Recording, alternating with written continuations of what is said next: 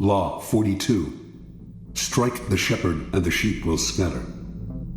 Judgment. Trouble can often be traced to a single strong individual, the stirrer, the arrogant underling, the poisoner of goodwill.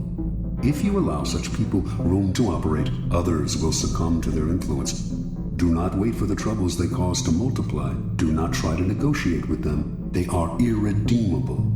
Neutralize their influence by isolating or banishing them. Strike at the source of the trouble, and the sheep will scatter. Observance of the law. Near the end of the 6th century BC, the city-state of Athens overthrew the series of petty tyrants who had dominated its politics for decades.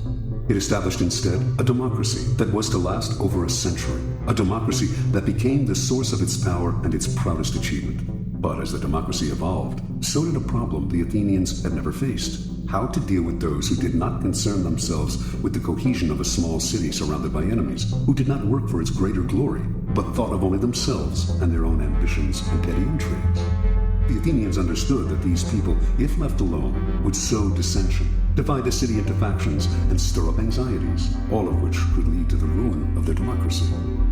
Violent punishment no longer suited the new, civilized order that Athens had created.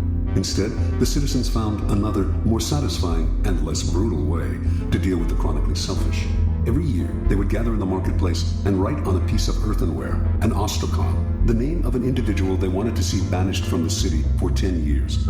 If a particular name appeared on 6,000 ballots, that person would instantly be exiled. If no one received 6,000 votes, the person with the most ostraka recording his name would suffer the 10-year ostracism. This ritual expulsion became a kind of festival. What a joy to be able to banish those irritating, anxiety-inducing individuals who wanted to rise above the group they should have served. In 490 BC, Aristides, one of the great generals of Athenian history, helped defeat the Persians at the Battle of Marathon. Meanwhile, off the battlefield, his fairness as a judge had earned him the nickname the Just. But as the years went by, the Athenians came to dislike him. He made such a show of his righteousness, and this, they believed, disguised his feelings of superiority and scorn for the common folk. His omnipresence in Athenian politics became obnoxious. The citizens grew tired of hearing him called the Just. They feared that this was just the type of man, judgmental, haughty, who would eventually stir up fierce divisions among them. In 482 BC, despite Aristides' invaluable expertise in the continuing war with the Persians, they collected the ostraka and had him banished. After Aristides' ostracism, the great general Themistocles emerged as the city's premier leader. But his many honors and victories went to his head, and he too became arrogant and overbearing, constantly reminding the Athenians of his triumphs in battle, the temples he had built, the dangers he had fended off. He seemed to be saying that without him, the city would come to ruin. And so, in 472 BC, Themistocles' name was filled in on the ostraka, and the city was rid of his poisonous presence. The greatest political figure in 5th century Athens was undoubtedly Pericles. Although several times threatened with ostracism, he avoided that fate by maintaining close ties with the people.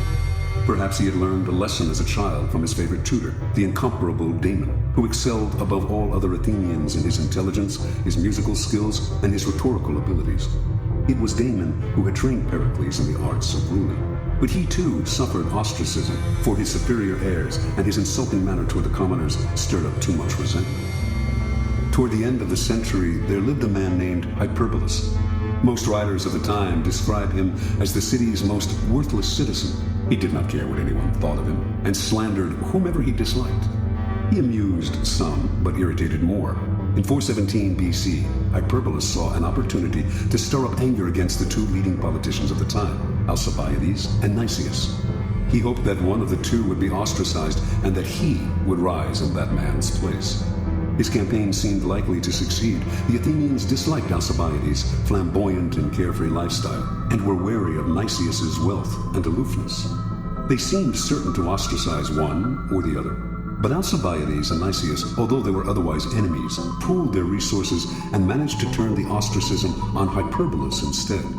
His obnoxiousness, they argued, could only be terminated by banishment. Earlier sufferers of ostracism had been formidable, powerful men.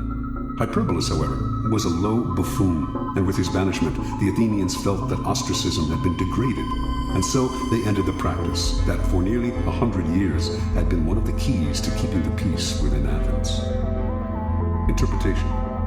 The Athenians sensed the dangers posed by asocial behavior and saw how such behavior often disguises itself in other forms. The holier-than-thou attitude that silently seeks to impose its standards on others, overweening ambition at the expense of the common good, the flaunting of superiority, quiet scheming, terminal obnoxiousness. Some of these behaviors would eat away at the city's cohesion by creating factions and sowing dissension. Others would ruin the democratic spirit by making the common citizen feel inferior and envious. The Athenians did not try to re-educate people who acted in these ways, or to absorb them somehow into the group, or to impose a violent punishment that would only create other problems. The solution was quick and effective. Get rid of them. Within any group, trouble can most often be traced to a single source, the unhappy, chronically dissatisfied one who will always stir up dissension and infect the group with his or her ill ease. Before you know what hit you, the dissatisfaction spreads. Act before it becomes impossible to disentangle one strand of misery from another, or to see how the whole thing started. First, recognize troublemakers by their overbearing presence or by their complaining nature. Once you spot them, do not try to reform them or appease them. That will only make things worse.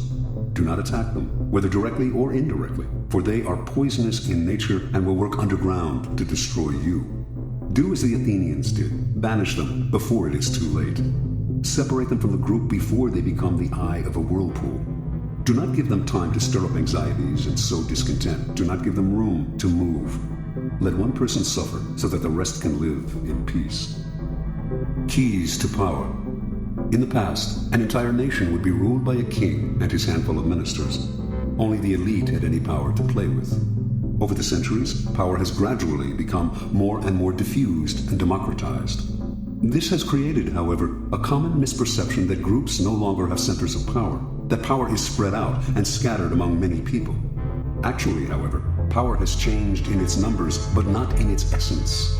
There may be fewer mighty tyrants commanding the power of life and death over millions, but there remain thousands of petty tyrants ruling smaller realms and enforcing their will through indirect power games, charisma, and so on. In every group, power is concentrated in the hands of one or two people, for this is one area in which human nature will never change.